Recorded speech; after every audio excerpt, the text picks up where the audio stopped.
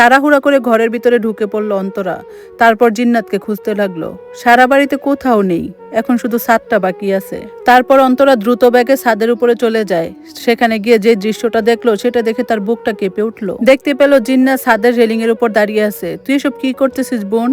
তোর কি মাথা খারাপ হয়ে গেছে? তাড়াতাড়ি নিচে নেমে আয় বোন। না, আমি আসবো না, আজকে আমি এখান থেকে জাপ দিব। তোর পায়ে পড়ি বোন, তুই নিচে নেমে আয়। তুই এসব কি বলতেছিস? এখান থেকে পড়ে গেলে তোর কি হবে তুই একবার বুঝতে পারতেছিস? হ্যাঁ রে আপু, আমি খুব ভালো করে বুঝতে পারতেছি, আর আমি তো ওইটাই করতে চাইতেছি। এসব কি বলস বোন? আমি তোর পায়ে পড়ি, তুই নিচে নেমে আয়। আমি তোর হাতটা ধরতেছি, তুই নিচে নেমে আয়। অন্তরা সামনে এগিয়ে যাওয়ার জন্য পা বাড়ায়। জিন্নাত তখন বলে ওঠে, খবরদার, আর এক পা সামনে আসলে কিন্তু খুব খারাপ হয়ে যাবে।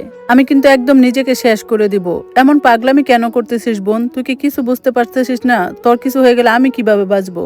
ঘটুক, তাতে আমার কি? আজ তো আমি এখান থেকে নামবো না, সারাদিন এইখানে দাঁড়িয়ে থাকবো। কসম লাগে বোন আমার, নেমে আয়। আচ্ছা তুই বল তো, আমার উপর কি তোর কোনো রাগ আছে? তুই বল, কি করলে তুই এখান থেকে নেমে আসবি? বল, তুই আমাকে বল, আমি কি করব? জিন্নাত তখন বলে, আমি যা বলবো তুই তাই করবি? হ্যাঁ বোন, আমি তাই করব। তুই শুধু একটিবার বল, আমি তোকে বাঁচানোর জন্য আমি তাই করব। আমি তোকে বাঁচানোর জন্য সব কিছু করতে পারবো। সত্যি করতে পারবি? হ্যাঁ, তুই তো জানোস আমি তোকে কতটা ভালোবাসি, তোর জন্য আমি সব করতে পারবো। তোকে বাঁচানোর জন্য আমি আমার নিজের জীবনও দিতে পারবো। অন্তরার মুখে এই কথা শুনে জিন্নাত হেসে ওঠে। তখন বলল, আচ্ছা ঠিক আছে, তাহলে নিজের প্রাণটাই দিয়ে দে। জিন্নাত এমন কিছু বলবে অন্তরা কল্পনাও করতে পারেনি। অন্তরা বুঝতে পারতেছে না জিন্নাত কেন এমন আচরণ করতেছে। কেউ কি ওর উপর ভর করছে? যাই হোক, কোনো কিছু তো বুঝতে পারতেছে না। যেমনি হোক, আগে জিন্নাতকে তো বাঁচাতে হবে, কোনো পদক্ষেপ তো নিতে হবে। অন্তরা তখন বলে, তুই যদি আমাকে মরতে দেখে শান্তি পাস তাহলে আমি তাই করব। দয়া করে তুই এখন আর কোনো পাগলামি করিস না। তুই যা বলছিস আমি তাই করতেছি। আমি আমার নিজেকে শেষ করে দিচ্ছি। এখনো দেরি করতেছিস কেন? যা যা, নিজেকে শেষ করে দে, তাড়াতাড়ি কর, যা যা। একথা বলতেই অন্তরা নিচে রান্নাঘরের দিকে ছুটে গেল। রান্নাঘর থেকে একটা ধারালো ছুরি নিয়ে সে আবার ছাদে আসে, কিন্তু ছাদে এসে সে একটা অদ্ভুত দৃশ্য দেখে। জিন্নাত তার ছাদে নেই।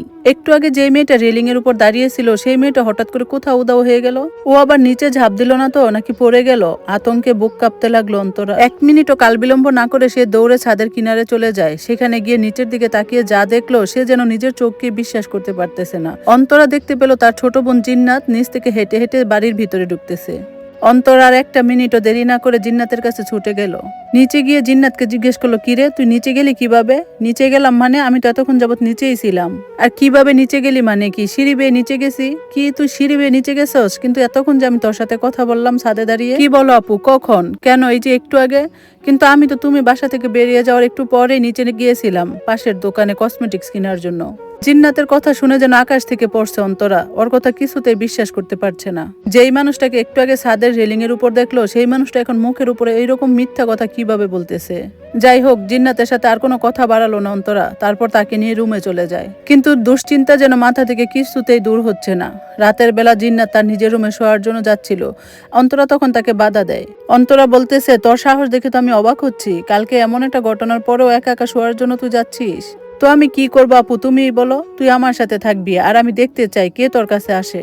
কিন্তু আপু, তুমি থাকলে সে কি আর আসবে? তাহলে তো ভালোই হয়, আমি তার ফিরে আসা আটকাতে চাই।